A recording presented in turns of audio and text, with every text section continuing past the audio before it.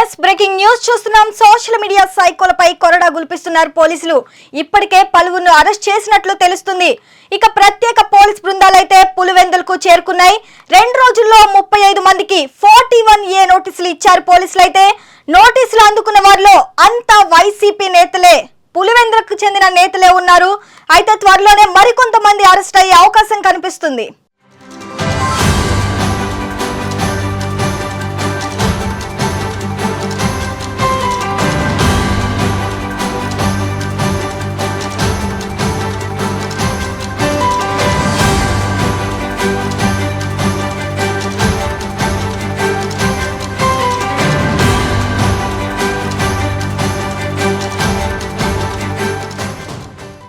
దీనిపై మరింత సమాచారం మా ఎగ్జిక్యూటివ్ ఎడిటర్ రవీంద్ర అందిస్తారు. రవీంద్ర, చెప్పండి, అసలు ఓవరాల్ గా అప్డేట్స్ ఏంటి?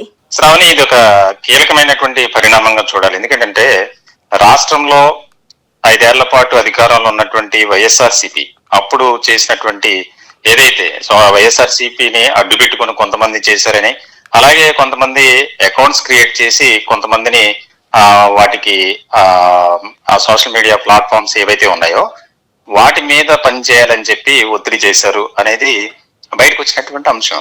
ఇటువంటి క్రమంలో తాజాగా జరుగుతున్నటువంటి పరిణామాలు కనుక మనం ఒకసారి అర్థం చేసుకుంటే కనుక వరుసగా అరెస్టులు జరుగుతున్నాయి. అలాగే కొంతమందికి 41A నోటీసులు ఇచ్చారు, మరి కొంతమంది కోసం గాలిస్తున్నారు పోలీసులు. చాలా కీలకమైనటువంటి పరిణామం కింద చూడాలి. ఎందుకంటే ఈ ప్రత్యర్థి పార్టీలు ఉన్నటువంటి అప్పట్లో నారా చంద్రబాబు నాయుడు కావచ్చు, లోకేష్ కావచ్చు, అలాగే పవన్ కళ్యాణ్, ముఖ్యంగా వీరి మీద చేసినటువంటి ట్రోల్స్ చాలా విపరీతంగా ఉన్నాయి. ఇటువంటి క్రమంలో మనం చూస్తున్న ప్రముఖులు కూడా నోటీసులు ఇచ్చిన వారు ఉన్నారు, అలాగే వారు విచారణ కూడా ఎదుర్కొని ఉన్నారు. అందులో ప్రధానంగా చూస్తే కనుక రామ్ గోపాల్ వర్మ కావచ్చు, అలాగే పోసాని కృష్ణమురళి కావచ్చు. ఇటీవల చూసాం శ్రీరెడ్డి అనే ఒక మహిళ ఏ విధమైనటువంటి అప్పీల్ అంటే, నాకేం తెలియదు, నన్ను దయచేసి వదిలేయండి, ఇకపై నేను ఇలాంటి సోషల్ మీడియా ప్రచారాలు చేయనని, అంటే ఎంత పీక్ వెళ్ళిపోయింది అనేది మనం స్పష్టంగా ఇక్కడ అర్థం చేసుకోవాలి. రవీంద్ర, మనం చూసుకుంటే గతంలో వీళ్ళందరూ టార్గెట్ చేసిన వాళ్ళే.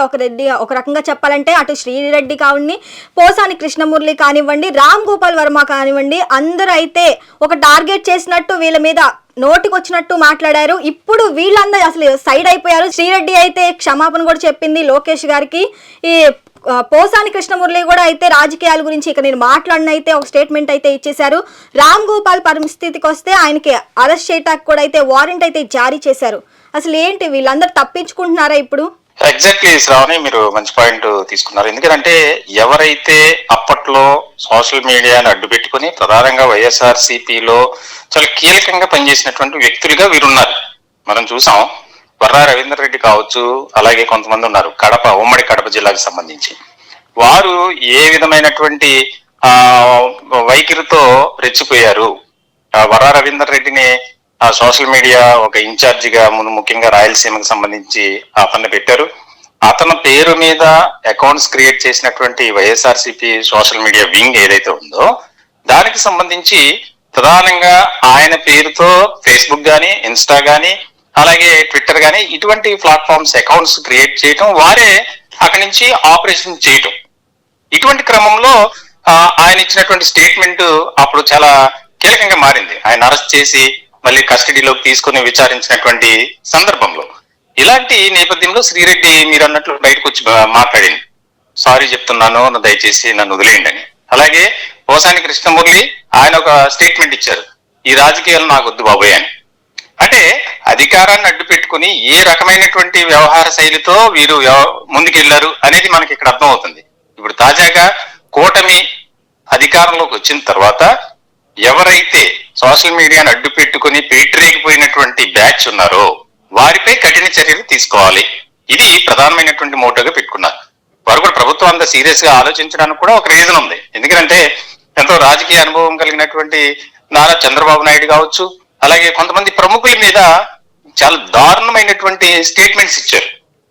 అలాగే సోషల్ మీడియాలో ట్రోల్స్ చేశారు, వారి ఫోటోలు మార్ఫింగ్ చేసి కూడా చేశారు.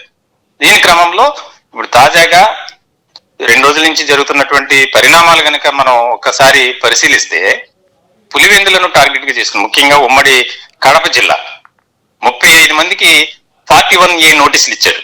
అంటే విచారణకు రావాలి అని. చాలా మంది ఇప్పటికే పరారీలో ఉన్నారు, వారి కోసం గాలిస్తున్నారు. అలా మళ్ళీ తాజాగా ఈ సజ్జల భార్గవ రెడ్డి ఎవరైతే ఉన్నారో, సజ్జల రామకృష్ణారెడ్డి కుమారుడు, ఆయన రాష్ట్ర వ్యాప్తంగా సోషల్ మీడియాకి ఒక ఇన్ఛార్జ్ గా వ్యవహరించారు వైఎస్ఆర్సీపీకి.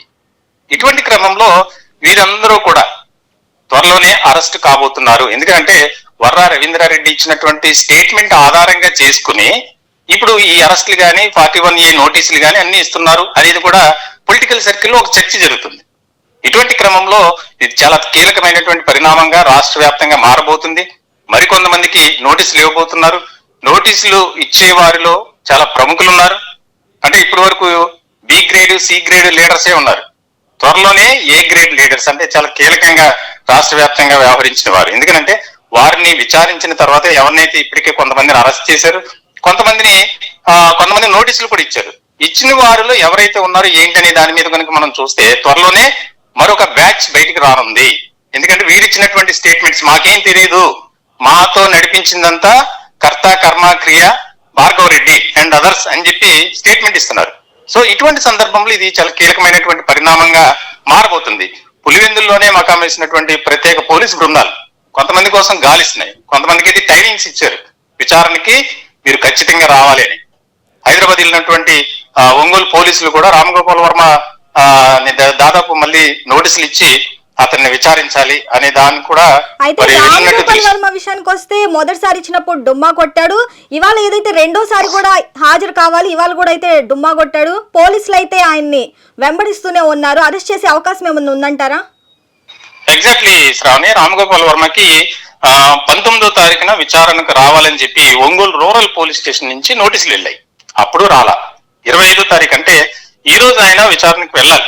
ఈ రోజు కూడా ఆయన విచారణకు వెళ్ళాలి. కనీసం ఫస్ట్ టైం అయితే నాకు కొంత టైం కావాలని ఆయన కోరినట్లు మనకు తెలుస్తుంది. కానీ ఇప్పుడు 25వ తారీఖు నేను వస్తాను, ఖచ్చితంగా రావాల్సిందే, ఎందుకంటే లేకపోతే ఉపేక్షించో తీవ్రమైనటువంటి పరిణామాలు ఉంటాయని చెప్పి పోలీసులు కూడా హెచ్చరించారు. అటువంటి క్రమంలో నేను వస్తాను, ఖచ్చితంగా మీకు సపోర్ట్ చేస్తాను, ఏ విషయం అయినా సరే నేను ఆన్సర్ చేస్తానని చెప్పినటువంటి రామగోపాల్ వర్మ ఆయన ఎక్కడికి వెళ్ళాడో తెలియదు. హైదరాబాద్ నివాసం దగ్గర ఇప్పుడు హైడ్రామా నడుస్తుంది. ఆయన ఎక్కడికి వెళ్ళాడో తెలియదు, ఇంట్లో సమాధానం చెప్పట్లేదు, ఇరుగు ఫోన్లన్నీ స్విచ్ ఆఫ్. సో మొత్తానికైతే ఆయన కూడా అదుపులో తీసుకుంటే ఇప్పటికీ రామ్ గోపాల్ వర్మ ఇంటి చుట్టూ కూడా పోలీసులు అయితే పహారా కాస్తున్న దృశ్యాలు అయితే మనకు కనిపిస్తున్నాయి కదా. ఎస్ ఎగ్జాక్ట్లీ అదే. ఇప్పుడు మనకి ఒంగోలు పోలీసులు అక్కడికి వెళ్ళారు, ఒక టీం అయితే వెళ్ళిన తర్వాత ఎందుకంటే అతని విచారణకు రావాలి, విచారణకు రావట్లేదని చెప్పి వేరే విధంగా పోలీసులకి అందినటువంటి సమాచారం ప్రకారం ఖచ్చితంగా కనీసం స్టేట్మెంట్ తీసుకోవాలి. 41A నోటీస్ ఇచ్చినప్పుడు రావాలి కాబట్టి పోలీసులే దూరం కాబట్టి స్టేట్మెంట్ తీసుకోవడానికి వెళ్ళారు, కానీ అందుబాటులో లేరు. వాస్తవానికి చట్టానికి గౌరవం ఇచ్చి ఇలాగా నోటీసులు అందుకున్నాను కాబట్టి 19వ తారీఖున ఆయన వెళ్ళి నోటీసులు ఆయన విచారణ ఒక స్టేట్మెంట్ ఇవ్వాలి పోలీసులు ఇచ్చినటువంటి నోటీస్ కు బదులుగా. కానీ ఆయన ఆ రోజు వెళ్ళాలి. 25వ తారీఖున ఈ రోజు వెళ్ళాలి. ఈ రోజు కూడా అడ్రస్ లేకపోవడంతో మొత్తానికైతే ఆయన్ని అదుపులో తీసుకుంటారనే ప్రచారం కూడా జరుగుతుంది. మనకి హైదరాబాద్ నుంచి అందుతున్నటువంటి సమాచారం ప్రకారం అయితే మరికొద్ది గంటల్లోనే ఖచ్చితంగా ఆయన అదుపులో తీసుకుంటారు, విచారిస్తారు. దానికి సంబంధించి ఏంటనేది అప్డేట్స్ వస్తాయి. మొత్తానికైతే ఓవరాల్ గా ఈ సజ్జల భార్గవ రెడ్డి కూడా ఆయన ఎక్కడున్నాడో తెలియదు. ఆయన నోటీసులు మళ్ళీ ఇచ్చారు, ఈ 41A నోటీసులు. ఎందుకంటే మీ దీంట్లో కర్త కర్మ క్రియ మొత్తం చాలా కీలకంగా కింగ్ పిన్ గా వ్యవహరించినటువంటి వ్యక్తి సజ్జల భార్గవ రెడ్డి. ఎందుకంటే వైఎస్ఆర్సీపీ సోషల్ మీడియా విభాగం అంతా ఆయన కనుసనల్లోనే ఉండేది.